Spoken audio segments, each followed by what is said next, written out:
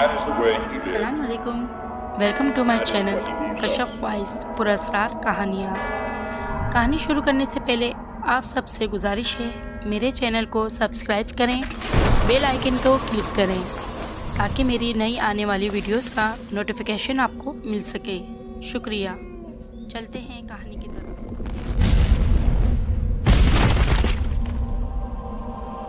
और नाजरीन, कैसे हैं आप लोग? अल्लाह ताला सबको अमन में रखे, आमीन। चलते हैं हम कहानी की तरफ, जो एक रूह की कहानी है। उसने पर्दा हटाकर खिड़की से बाहर झाँका। सामने नज़र आने वाले मंजर को देखते ही इसे झुरझुरी से आ गई। चांद की हल्की सी रोशनी में रहायशी इलाके में मौजूद एक प्लाट पर कायम वो छोटा सा कब्रिस्तान बहुत अजीब सा लग रहा था। रुमैसा ने घबराकर खिड़की का पर्दा छोड़ दिया। वैसे भी आज नवेद की नाइट ड्यूटी थी। ऐसे में घर की तन्हाई और कुछ देर पहले देखा गया मंजर उसकी घबराहट में मज़ीद इजाफा कर गया। उसने घड़ी में टाइम देखा, अभी सिर्फ 12 बजे थे। आज माला वॉक करने ऊपर नहीं आई थी, वरना इसका वक्त अच्छा गुजर जाता। वैसे भी जब से सर्द मौसम की अंधेरी रातें शुरू हुई थी, माला ऊपर कम ही आती थी, क्योंकि इसे सर्दियाँ कुछ ख़ास पसंद नहीं थी। जबकि रुमैसा तो इस सर्द मौसम की दीवानी थी। थोड़ी देर बिस्तर पर बैठकर इसका खौफ कदरे कम हुआ। इसने कमरे से निकलकर बाहर झाँका तो अम्मा हाजरा अपने कमरे में सोने जा चुकी थी। रुमैसा ने काफ़ी मेकर निकाला, लाउंज में रखा टीवी चलाया और टीवी की आवाज़ ने घर में फैली खामोशी को ख़त्म कर दिया। वह निहायत इत्मीनान के साथ कॉफ़ी बनाकर टीवी के सामने आ बैठी, जहां कोई टॉक शो चल रहा था। टीवी देखते देखते इसे टाइम का पता नहीं चला और वो वहीं सोफे पर सो गई। रुमैसा की 6 माह कबल शादी हुई थी और वो रुखसत होकर नवेद आलम के साथ इस फ्लैट में रह रही थी, क्योंकि इसकी सास अपने बड़े बेटे के पास लंदन रहती थी। जबकि नवेद महकमा गवर्नमेंट का एक आला सरकारी ऑफिसर था, जिसके पास वो अपनी नौकरी छोड़कर लंदन न जाने पर आमादा हुआ। यही सबब था जो वो अपना आबाई घर किराए पर देकर ख़ुद यहाँ शहर के एक महंगे इलाके के लग्जरी फ्लैट में रिहाइश पजीर थे, जहाँ रुमैसा को और तो कोई मसला ना था सिवाय इस खाली प्लाट के, जो इसके बेडरूम की खिड़की के एन सामने था। इस प्लाट के चारों तरफ बाउंड्री वॉल के अलावा एक बड़ा सा गेट भी था। इस प्लाट के अंदर छोटी छोटी कब्रें थीं। अम्मा हाजरा ने बताया था कि यह हिंदुओं का कदीमी कब्रिस्तान है। चूँकि ये इलाका पहले आबाद न था, लिहाजा कब्रिस्तान बना दिया गया, मगर वक्त और ज़रूरत के साथ बढ़ती हुई आबादी की वजह से कब्रिस्तान के आसपास कई मंजिला बिल्डिंगें बन गई। मगर इस प्लाट पर मौजूदा वो कब्रिस्तान जो आज भी अपनी जगह पर मौजूद था, ये कब्रिस्तान कम अज़ कम रुमैसा को ज़रूर परेशान कर रहा था। जबकि अम्मा हाजरा और नवेद को इससे कोई मसला ना था और ना ही कभी किसी और बिल्डिंग वाले ने शिकायत की थी। इसलिए रुमैसा भी खामोश थी, क्योंकि इसे लगता था कि शायद ये परेशानी इसकी अपनी खुद साख्ता है, वरना दूसरे लोगों को कोई प्रॉब्लम ना थी कि रिहायशी इलाके में ये कब्रिस्तान है। शुक्र है तुम आ गई, वरना मैं तो छत पर अकेले अकेले वॉक करके बोर हो चुकी थी। सीढ़ियों से ऊपर आने वाला साया माला का था। रुमैसा इसे देखते ही खिल गई। रुमैसा ने देखा कि इसकी सफ़ेद रंगत में कदरे पिलाहट खुली हुई थी। वो अपने चेहरे से बीमार और थकी थकी लग रही थी। रुमैसा ने पूछा, तबीयत कैसी है तुम्हारी? बेहतर है। माला का जवाब हमेशा इतना ही मुख्तसर होता था, फिर भी उसका साथ रुमैसा को काफ़ी अच्छा लगता था। वो काफ़ी कम गो थी लड़की, ये जो शायद फर्स्ट फ्लोर के किसी अपार्टमेंट की रिहायशी थी। यहाँ शिफ्ट होने के बाद पहले दिन रुमैसा ऊपर वॉक करने आई तो वहाँ माला पहले ही से मौजूद थी। दुबली पतली सी ये लड़की रुमैसा को दोस्ती के लिए बहुत अच्छी लगी, मगर इन दोनों की दोस्ती सिर्फ छत तक ही महदूद थी। ना कभी माला ने इसे अपने घर आने की दावत दी और ना रुमैसा ने इसे अपने साथ नीचे लेकर जाने की ख्वाहिश की। वजह शायद टाइम था, जो ऊपर वॉक के दौरान ज़्यादा हो जाता कि रुमैसा अपने घर ले जाना अच्छा न लगा। मूंगफली खाओगी? वॉक करने के दौरान रुमैसा ने अपने हाथ में पकड़ा गरम मूंगफली का लिफाफा इसकी जानिब बढ़ाया। सॉरी, मैं मूंगफली नहीं खाती। अजीब लड़की हो तुम यार, कुछ भी नहीं खाती, न मूंगफली, न रेवड़ी, न कोई ड्राई फ्रूट, यहाँ तक के भुने हुए चने भी नहीं खाती। रुमैसा जब भी इसे कोई चीज़ खाने को देती तो वह हमेशा इनकार कर देती। रुमैसा को एहसास हुआ कि माला शायद हिंदू है, इसलिए किसी मुसलमान के हाथ का नहीं खाती। उसने इतने माह में आज तक माला से कभी इसके मज़हब के मुतालिक ना पूछा था, क्योंकि इसे अच्छा नहीं लगता था। हालांकि कई बार इसका दिल चाहा कि वो इससे कब्रिस्तान के बारे में पूछे, जो इसके घर के करीब ही था। फिर ये सोचकर कि कहीं से कोई बात बुरी ना लग जाए, वो खामोश हो जाती। अचानक काले रंग का एक बड़ा सा बिल्ला इनके सामने आ खड़ा हुआ, जो अपनी गहरी नीली आंखों से इनकी जानिब ऐसे घूर रहा था कि वो दोनों खौफजदा सी हो गईं। जबकि माला तो वैसे भी बिल्लियों से डरती थी, जिसका अमली मुजाहरा कई बार रुमैसा को देख चुकी थी। ये कहाँ से आ गया? वो टूटा फूटा जुमला अदा करती रुमैसा के पीछे इस तरह छुप गई। रुमैसा ने चप्पल उतार कर बिल्ले की जानिब फेंकी। वो फ़ौरन पीछे की जानिब भाग गया। इसके भागते ही माला ने सीढ़ियों की जानिब दौड़ लगा दी। रुमैसा ने पीछे जाकर इसे रोकने की कोशिश की, मगर वो सीढ़ियों उतरते ही ऐसे गायब हो गई। रुमैसा को अंधेरे में कुछ नज़र नहीं आया। माला के इस तरह खौफजदा होकर भागने में वो दिल ही दिल में हंस दी और नीचे उतर आई। जाने क्यों आज रुमैसा का दिल चाह रहा था वो माला से इसकी ज़ाती ज़िंदगी के मुतालिक कोई सवाल करे। शायद लाशूरी तौर पर इसके अंदर यह ख्वाहिश जाग रही थी कि वो ना जाने माला कौन है और कहाँ से आई है। 4 माह से इनकी मुलाकात तकरीबन रोज़ ही छत पर इस तरह होती, मगर वो ये ना जानती थी कि माला इस बिल्डिंग के कौन से फ्लोर पर रहती है, वो क्या करती है, शादीशुदा है या नहीं। ये सोचकर इसने आज तक अपनी गुफ्तगू का आगाज़ माला की ज़ाती ज़िंदगी का इरादा करते हुए सोचा। पहला सवाल पूछा, तुम्हारे घर में और कौन कौन होता है? मतलब? चलते चलते रुक कर माला ने हैरत से उसे कुछ इस तरह रुमैसा को देखा कि वो भी थोड़ा सा गड़बड़ा गई। मतलब है कि मैं तुमको अकेली रहती हो, आई मीन तुम शादीशुदा हो या नहीं? उसके सारे जुमले एक लफ्ज़ में जवाब देकर वो इस तरह आगे की तरफ बढ़ी कि उससे मज़ीद कुछ पूछने की ख्वाहिश रुमैसा के अंदर ही दम तोड़ गई। वो बोली, मैं फर्स्ट फ्लोर पर फ्लैट नंबर 103 में रहती हूँ। रुमैसा के खामोश होते ही शायद माला को अपनी गलती का एहसास हो गया, इसलिए वो पलटकर उसके जानिब आते हुए आहिस्ता से बोली। इसी टाइम आसमान पर ज़ोर सी बिजली चमकी, साथ ही बादल के गिड़गिड़ाने की आवाज़ आई। जैसे ही माला ने सुनी वो बच्चों की तरह घबरा गई। रुमैसा ने देखा वो खौफ से इसकी रंगत जर्द पड़ गई है। वो बोली, मुझे बारिश बिल्कुल अच्छी नहीं लगती, वो बहुत डर लगता है। बारिश में भीगने से ऐसे महसूस होता है जैसा मेरा जिस्म जल रहा है। पानी की बूंदें मुझे आग की तरह महसूस होती हैं। आपको पता है आग में जलना कितना हौलनाक होता है? इसका तस्वुर ही मेरे सारे जिस्म में कपकपी तारी कर देता है। आज पहली बार रुमैसा ने इसको इतना बोलते सुना था, मगर वो क्या कह रही थी रुमैसा बिल्कुल समझ नहीं पाई। इसकी ज़ुबान से निकलने वाले बेरब्त जुमले कभी कभी तो रुमैसा को ऐसा महसूस होता जैसे वो पागल है। जीते जी खुद को आग में जलते देखना, खूबसूरत जिस्म का आग की शोलों के नज़र हो जाना कभी देखा है आपने? इसी पल बादल एक बार फिर से गरजे।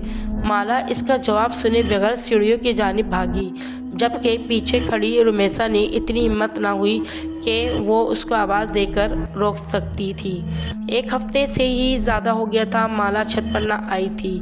वैसे भी पिछले हफ्ते से बारिशें हो रही थी। चूँकि वो और बहुत सारी चीज़ों की तरह बारिश से भी डरती थी, इसलिए वो ऊपर ना आई थी। मगर अब 2 दिन से बारिश बिल्कुल ख़त्म हो गई थी, फिर भी वो ऊपर ना आई। जब शाम में नवेद के साथ बाहर जाते हुए इसने बेख्तियार रुक कर फ्लैट नंबर 103 पर नज़र डाली, जहाँ बहुत बड़ा सा ताला अंधेरे में भी नज़र आ रहा था। इसका मतलब ये हुआ कि वो कहीं ना कहीं गई हुई है। ये सोचकर वो नीचे उतर गई और फिर गाड़ी में बैठते ही इसने पहली बार नवेद से माला का जिक्र किया।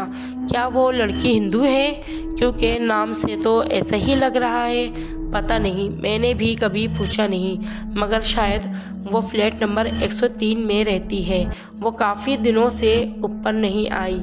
फ्लैट नंबर 103, नवेद ने हैरत से दोहराया। तुम्हें शायद गलत फहमी हुई है, क्योंकि वहाँ तो कोई भी नहीं रहता। वो फ्लैट एक लंबे अरसे से खाली पड़ा है। अच्छा, फिर हो सकता है कि मुझे सुनने में कुछ गलती महसूस हुई हो। नवेद वहाँ पिछले 1 साल से रह रहा था, इसलिए वो रुमैसा के मुकाबले में बेहतर जानता था कि आस पड़ोस में कौन कौन रहता है। और फिर घर वापस आते ही वह अम्मा हाजिरा से माला के मुतालिक पूछ बैठी। पता नहीं बेटा, मैं तो घर से सिर्फ सौदा लेने के लिए ही बाहर जाती हूँ, और आस पड़ोस में मेरी किसी से कोई ऐसी दोस्ती कहाँ जो मैं किसी के बारे में कुछ जान सकूँ। इनका जवाब बिल्कुल दुरुस्त था। वो तो सारा दिन घर में ही रहती थी। रुमैसा की समझ में नहीं आया कि वो माला के मुतालिक किससे पूछे। फिर सोचा हो सकता है कि 1-2 दिन तक वो खुद ही ऊपर आ जाए, मगर ऐसा भी नहीं हुआ। ये सोचकर वो एक दिन अम्मा हाजरा को लिए नीचे फर्स्ट फ्लोर पर आ गई, जहां आमने सामने कई फ्लैट बने हुए थे। यहाँ हर फ्लोर पर 10 फ्लैट थे। फर्स्ट फ्लोर के 103 फ्लैट के अलावा तकरीबन सभी लोग आबाद थे। इसकी समझ में नहीं आया कि वो किस से दरवाज़ा बजाकर माला के मुतालिक पूछे। कुछ देर वो खड़ी सोचती रही, फिर नीचे उतरकर मेन गेट की जानिब आ गई, जहां मौजूद सिक्योरिटी गार्ड अच्छी तरह जानता था और मुझे पहचानता भी था। जैसे ही रुमैसा इसके साथ जा खड़ी हुई, वो जल्दी से उठता हुआ बोला, अस्सलाम वालेकुम बाजी, खैरियत है? वो बोली, दरअसल मुझे एक लड़की के बारे में जानना था। लड़की के बारे में? अब्दुल ने हैरत से इसे पहले देखा और फिर अम्मा हाजरा को। हाँ अब्दुल भाई, फर्स्ट फ्लोर पर एक दुबली पतली सी लड़की रहती है जो रोज़ाना छत पर मेरे साथ वॉक करने भी आती है, मगर वो काफ़ी दिनों से नहीं आ रही। अब्दुल ने पूछा, क्या आप इसका नाम जानती हैं? इसका नाम माला है, गोरी सी है, बहुत लंबे बाल हैं, बहुत लंबे बालों वाली लड़की है। तो मैंने यहाँ कभी नहीं देखी। हाँ, फैसल साहब की बेटी है, फ्लैट नंबर 107 में। नाम तो मुझे इसका नहीं पता, लेकिन बाल काफ़ी लंबे हैं। एक दफ़ा ऐसे ही मेरी नज़र पड़ गई थी। आप वहाँ जाकर पूछ लें, शायद वो आपकी मुश्किल हल कर दें। अब्दुल की बात सुनते ही वो वहाँ नहीं रुकी, बल्कि तेज़ तेज़ चलती फर्स्ट फ्लोर पर फ्लैट नंबर 107 के सामने आ खड़ी हुई और बिना सोचे समझे बेल पर हाथ रख दिया। कौन? दूसरी तरफ दरवाज़ा खोलकर बाहर आने वाली एक 40 से 45 साल औरत थी, जो रुमैसा को अपने सामने देखकर थोड़ा सा हैरान हुई। अस्सलाम वालेकुम जी, मैं मिसेस नवीद हूँ। इसी बिल्डिंग के 3rd फ्लोर पर मेरी रिहाइश है। मुझे दरअसल माला से मिलना है। तेज तेज बोलते हुए इसने जल्दी से अपनी मुद्दा बयान किया। इससे ऐसा महसूस हो रहा था जैसे अगले ही पल इसकी ख्वाहिश के ऐन मुताबिक माला इसके सामने आ जाएगी। कौन माला? जवाब इसके तवक्का के खिलाफ था। अब रुमैसा की समझ में नहीं आया कि मैं और क्या कहूँ। एक 16-17 साल लड़की इस औरत के करीब आ खड़ी हुई। रुमैसा ने देखा इसके लंबे सियाह बाल कमर से नीचे झूल रहे थे, मगर जाहिर है वो माला नहीं थी। मायूसी के साथ साथ वो शर्मिंदा सी हुई।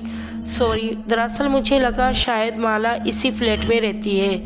नहीं, इस फ्लैट में तो नहीं, यहाँ तो मैं और मेरी इकलौती बेटी रहती है, जबकि मेरा ख्याल है कि हमारे फ्लोर पर माला नामी कोई लड़की नहीं रहती। दरअसल मुझे इसने अपने फ्लैट का नंबर 103 बताया था, तो उन्होंने बोला 103 तो पिछले कई सालों से खाली पड़ा है। बहुत साल पहले यहाँ एक फैमिली आबाद हुई थी, फिर इनके साथ एक ऐसा हादसा हुआ कि वो लोग ये घर छोड़कर चले गए। दोबारा यहाँ कोई नहीं आया। दरवाजे पर खड़े खड़े इस खातून ने रुमैसा को तफसील बताना शुरू कर दी। ना चाहते हुए भी रुमैसा पूछ बैठी, कौन सा हादसा? वो खातून बोली, सुना है इनकी जवान बेटी कहीं अचानक गायब हो गई थी। बहुत तलाश किया मगर वो ना मिली। शायद बदनामी से बचने के लिए इसके माँ बाप ये घर छोड़कर चले गए, लेकिन इनके जाने के कुछ दिनों बाद फ्लैट से उठने वाली बदबू ने सबको अपनी जानिब मुतवज्जा कर लिया। जब पुलिस ताला तोड़कर अंदर दाखिल हुई तो एक नौजवान लड़की की ताफुन शुदा लाश पड़ी थी। इसकी बदबू ने पूरे मोहल्ले को अपनी लपेट में ले लिया था। बोलते बोलते वह खातून एक पल के लिए खामोश हो गई। रुमैसा ने पलटकर फ्लैट नंबर 103 के दरवाजे पर नज़र डाली, मगर लड़की तो गायब हुई थी। फिर लाश घर से कैसे मिली? रुमैसा ने हैरत से सवाल किया। यही तो बात है जो आज तक किसी की समझ में नहीं आई कि आखिर वो मुर्दा औरत कौन थी। क्या वाकई वो इस लड़की के माँ बाप थे जो अपनी बेटी की लाश को इस तरह फ्लैट में छोड़कर भाग गए? पुलिस का ख्याल था कि शायद वो लड़की वापस आ गई थी जिसे इसके माँ बाप ने गैरत के नाम पर कत्ल कर दिया और लाश को घर में छोड़कर भाग गए। उफ, इस कदर सफा की। रुमैसा ने खौफ से झुर्री ले ली। हाँ, यहाँ यही वजह हो सकती है, ये फ्लैट दोबारा आबाद नहीं हुआ। कातिल इससे वीरान के लिए निकल गए और फिर चाहने के बावजूद कोई इसे आबाद ना कर सका। एक डर और खौफ इस फ्लैट के हवाले से ऐसे लोगों में उजागर हुआ कि शायद अभी तक दूर नहीं हुआ। अरे, मैं यहाँ खड़े खड़े ही सब बातें कर रही हूँ, आप अंदर तो आइए। शायद इस औरत को एहसास हो गया था कि पिछले आधे घंटे से वो रुमैसा के साथ दरवाजे पर ही खड़ी थी। नहीं शुक्रिया, मैं अब जाऊंगी, मेरे मियाँ के घर आने का वक्त हो गया है। माजरत करती हुई रुमैसा ऊपर आ गई और फिर कई दिन लग गए रुमैसा को वहाँ कहानी भुलाने में, जिसके मुताबिक फ्लैट से जवान लड़की की बदबू वाली लाश मिली और शायद इसके इस तरह मारने में सगे माँ बाप का भी हाथ ना हो। दुनिया इतनी जालिम होती है, ये बात इसे चंद घंटे पहले ही पता चली, जिसे वो आने वाले कई दिनों तक सोच सोचकर बेहाल हो रही थी। रुमैसा फ्लैट नंबर 103 का हादसा चंद ही दिनों में बिल्कुल फरामोश कर बैठी, मगर माला की तलाश इसके वजूद के अंदर कहीं इंतज़ार कर रही थी कि शायद कभी ज़िंदगी में इसे माला दोबारा मिले। यही वजह थी कि वह बिल्डिंग में आने जाने वाली हर लड़की को गौर से देखती। कभी जो किसी डिपार्टमेंट में स्टोर में जाना होता तो इसकी मतलाशी निगाहें माला को खोजती रहती। सड़क से गुजरने वाली हर लड़की में वो माला को तलाश करती, मगर माला न जाने कहाँ गुम हो गई थी, जो हर बार रुमैसा की तलाश को नाकामी का मुंह देखना पड़ता। इसकी तलाश माला के साथ लगन इतनी सच्ची थी कि एक दिन वो इसमें कामयाब हो गई, मगर ऐसे ही कामयाबी जिसके बाद कई सालों रुमैसा का ये दिल सोच कर कांपता रहा कि इसने माला की तलाश की इतनी कोशिश आखिर की क्यों। वो जाती सर्दियों की एक शाम थी। अम्मा हाजरा को सुबह से ही नज़ला ज़ुकाम ने जकड़ लिया था, जिसके बाद वो अपनी चारपाई पर रज़ाई ओढ़े पड़ी थी। नवेद आलम ऑफिस के किसी काम के सिलसिले में कल कोयटा गया हुआ था और इस तन्हाई में रुमैसा का दिल बेहद घबरा रहा था। 2 घंटे इसने लाहौर अपनी अम्मी जान और बहन से बात की। फिर जैसे ही फ़ोन बंद किया, इसे ऐसा महसूस हुआ जैसे कोई बैरूनी दरवाजे के पास गुजरकर ऊपर जाने वाली सीढ़ियों की जानिब बढ़ा है। इसका अंदरूनी लकड़ी का दरवाज़ा खुला था, जबकि इसके बाहर मौजूद ग्रिल को वो हमेशा से अंदर से लॉक रखती थी। तन्हाई में उभरने वाले तजस्सुस के हाथों मजबूर होकर इसने ग्रिल के बाहर झांका। एक बहुत लंबे बालों वाली लड़की तेज तेज ऊपर सीढ़ियाँ चढ़ती जा रही थी। रुमैसा का लगा हुआ ऐसा लगा रुमैसा को कि वो माला है। वो जल्दी से अपने दुपट्टा ओढ़े इस लड़की के पीछे लपकी तो ऊपर छत पर जाकर गायब हो चुकी थी। रुमैसा तेज़ी से सीढ़ियाँ चलती ऊपर आई। सरे शाम ही छत पर अंधेरा छाया हुआ था। आखिरी सीढ़ी पर कदम रखकर रुमैसा ने जैसे ही सीढ़ियों के करीब मौजूद बल्ब ऑन किया, इसकी रोशनी पूरी छत पर फैल गई। माला, माला। ऊपर चढ़ते इसने आवाज़ लगाना शुरू की। इसकी आवाज़ पर किसी ने कोई जवाब नहीं दिया। रुमैसा ने थोड़ा मज़ीद आगे बढ़कर देखा। चारों तरफ एक होका का आलम था। छत बिल्कुल खाली पड़ी थी। वह एकदम घबराकर वापस पलटी तो इसका पाँव इस काले बिल्ले से टकरा गया, जो हमेशा माला को खौफज़दा कर देता था। बिल्ले ने बिलबिलाकर रुमैसा की जानिब देखा। इसकी चमकती मोटी कांच जैसी आंखों ने जाने क्या था कि रुमैसा एक खौफज़दा होकर नीचे भागी। कांपते हाथों से ग्रिल का दरवाज़ा लॉक खोला तो सामने ही अम्मा हाजरा खड़ी थी। बेटा, तुम कहाँ चली गई थी? नवेद साहब का फ़ोन आया था, तुम्हारी खैरियत पूछ रहे थे। इन्हें फ़ोन करके जवाब दे दो। बात करते करते अम्मा हाजरा को एहसास हुआ कि रुमैसा कुछ घबराई हुई है। क्या बात है बेटा, सब खैरियत तो है? जवाबन रुमैसा ने कुछ देर कबल वाला सारा वाक़या सुना दिया, जिसे सुनते ही अम्मा हाजरा ने इसकी तरफ देखते हुए कहा, मेरी बात मानो तो बेटा इस लड़की को भूल जाओ, क्योंकि मुझे ऐसा महसूस हो रहा है तुमने ऐसे अपने हवासों पर पूरी तरह सवार कर लिया है। वो तुम्हारे ख्यालों से निकल कर एक शक्ल में ढल गई है, जो तुम्हें हर वक्त वहाँ यहाँ हर जगह दिखाई दे रही है। मेरा ख्याल है अम्मा आप दुरुस्त कह रही हैं। रुमैसा ने एक गहरा सांस लेते हुए कहा, मुझे शायद वहम हुआ था कि कोई ऊपर गया है। बिला वजह ही ऊपर भागी। शायद दिमाग ख़राब हो गया है मेरा। और रात के खाने तक वो शाम का वाक़या बिल्कुल भूल चुकी थी। खाना खाकर इसने नवेद से फ़ोन पर बात की, फिर काफ़ी बनाकर टीवी के सामने आ बैठी। जब इसी पल बाहर हल्की हल्की बारिश शुरू हो गई। रुमेसा कॉफ़ी का कप लेकर अपने कमरे में मौजूद खिड़की के सामने आ गई। अभी इसने पर्दा हटाकर बाहर देखा ही था कि इसे महसूस हुआ सामने कब्रिस्तान के बीचों बीच कोई खड़ा है।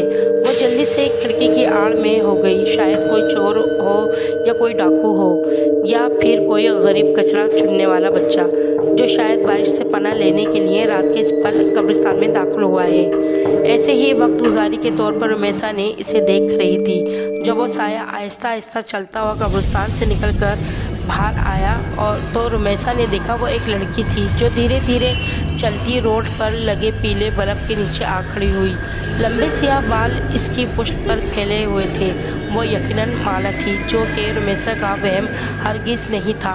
इसने जल्दी से खिड़की खोलकर नीचे झांका ताकि माला को आवाज़ देकर अपनी तरफ मुतवज्जह कर सके, लेकिन इसके आवाज़ देने से कबल ही माला ने बिजली के खंभे के पास खड़े होकर ऊपर देखा। इतनी दूर से भी रुमेसा को लगा कि माला इसको देखकर मुस्कुरा रही थी। माला की मुस्कुराहट में न जाने ऐसा क्या था कि रुमेसा खौफजदा होकर थोड़ा पीछे हो गई, जबकि इसी पल माला पलटी और सुस्त कदमों से चलती कब्रिस्तान के अंदर दाखिल हो गई। इसके अंदर दाखिल होते ही फ़ज़ा में पहला अंधेरा मज़ीद गहरा हो गया। रुमेसा ने आंखें फाड़कर चारों तरफ देखा। वो कब्रिस्तान बिल्कुल खाली था। उफ मेरे खुदा! खौफ की एक झुरझुरी इसने इस तरह से अपने ऊपर लपेट लिया कि वो खड़े खड़े ज़मीन पर गिर गई। ज़मीन पर गिरते वक्त माला के अल्फाज इसके कानों में गूंज रहे थे। बारिश की बूंदें मेरे जिस्म पर आग की तरह बरसती हैं। तुमने कभी किसी को जलते हुए देखा है? जलने की तकलीफ़। और इसके साथ रुमेसा बेहोश हो गई।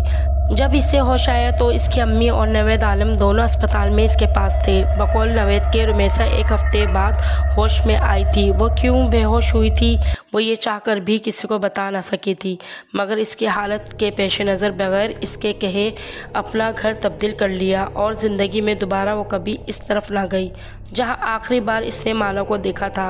माला कौन थी, कहाँ रहती थी, ये सब जानने की ख्वाहिश दम तोड़ गई थी, या शायद वो जान गई थी कि माला इसकी असल हकीकत क्या है।